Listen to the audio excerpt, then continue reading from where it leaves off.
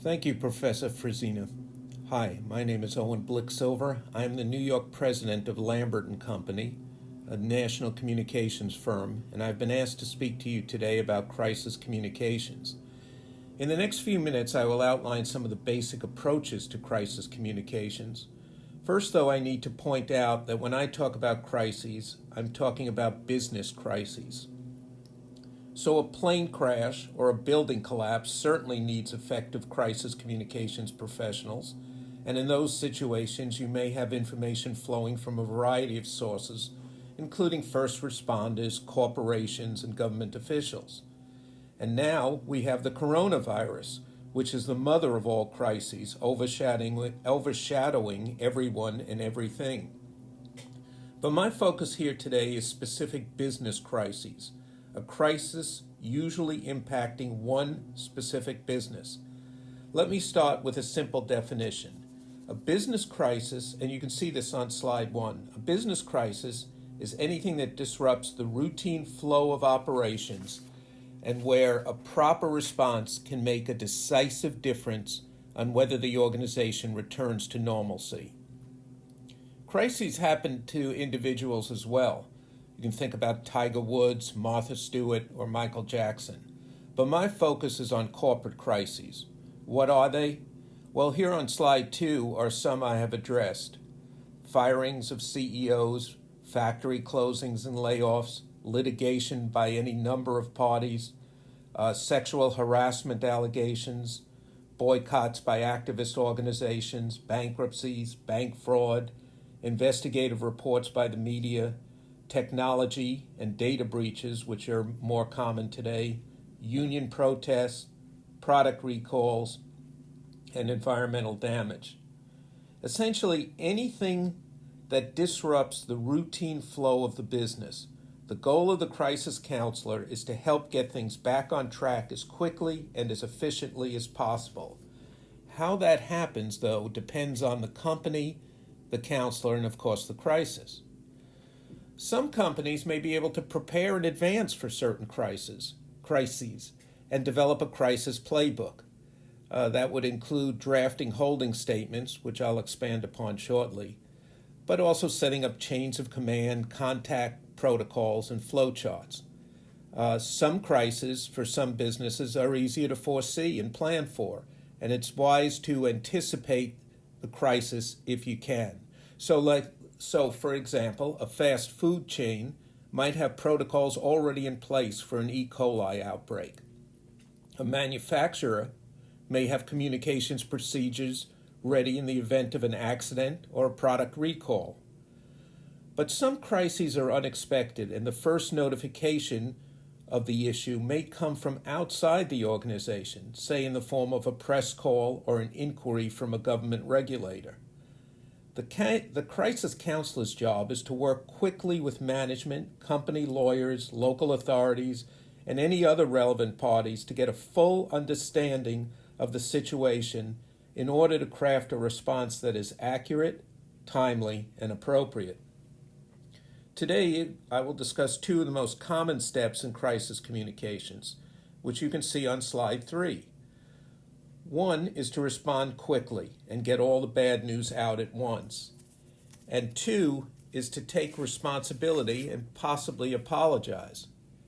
There are several other key approaches to crisis communications, and even these 2 widely recommended steps, responding quickly and taking responsibility, must be carefully considered before being implemented.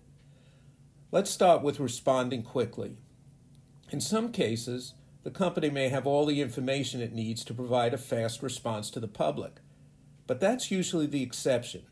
Crises often evolve over time, and you may have to leave the door open to return with more information later. Sometimes we can only use what we call a holding statement to engage with the media. These might include comments like, a quote, "We are aware of the situation and are investigating it thoroughly. We are committed to report back to you when we have more information," end quote.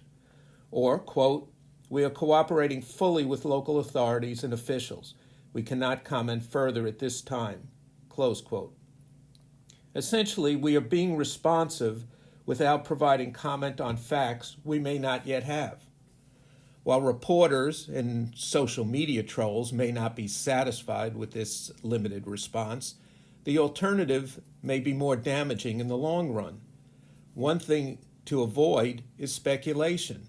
If the company speculates prior to knowing the full impact of the crisis, it may put itself in a situation of having to go back and correct prior statements, which will strain credibility not only with the media, but with critical audiences like its customers, employees, or government officials. Worst of all, it may prolong resolution of the crisis.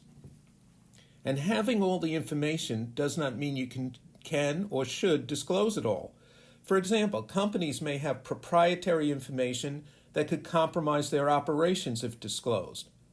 Every situation is different and needs to be weighed against the public's right to know. In fact, there may be times where the company can be better off not commenting. With news cycles moving so rapidly today, the crisis communications practitioner may be called upon to determine if declining comment or even declining to respond at all could result in less attention to the situation. As I noted above, just because a reporter or someone on social media asks a question or demands an answer doesn't mean it's in your client's interest to provide one. Now let's look at the second point, taking responsibility. There's much discussion among crisis PR professionals about when to take responsibility and apologize. Should companies apologize if they've done something wrong? Of course, but they have to mean it. They have an obligation to explain how the situation has occurred and how it will be corrected. Apologies need to be sincere, and companies need to explain what they will do differently in the future. But apologizing and taking responsibility needs to be carefully considered. While it may help on the public relations front, it could open the door to significant liability. One alternative, at least early on, is to express regret for the situation, essentially showing genuine concern without admitting culpability. So the holding statement in this case might be, quote, "We are thoroughly investigating this occurrence, and we are deeply concerned about everyone who is impacted," close quote.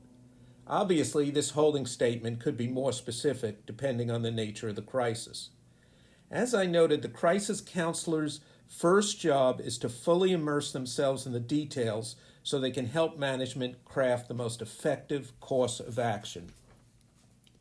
After that, it's likely you'll get involved with essential tactical activities, some of which are here on slide 4.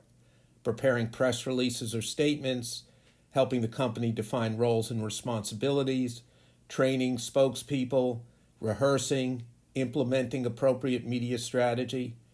In some cases, you will become the voice of the company to outside audiences, especially to the press. Let me end with a crisis communications case which reinforces the ultimate goal of the crisis counselor and his or her client. That is, to end the crisis as quickly as possible and get back to business as usual. We worked with a clothing retailer who was under attack by the animal rights group, PETA, for selling hats lined with animal fur. They had every right to sell the hats, but the protests and news stories were starting to affect their image and sales. Ironically, the CEO had recognized that the fur hats were a small part of their business and had already planned to discontinue them for the upcoming product line. And that was all prior to the protest.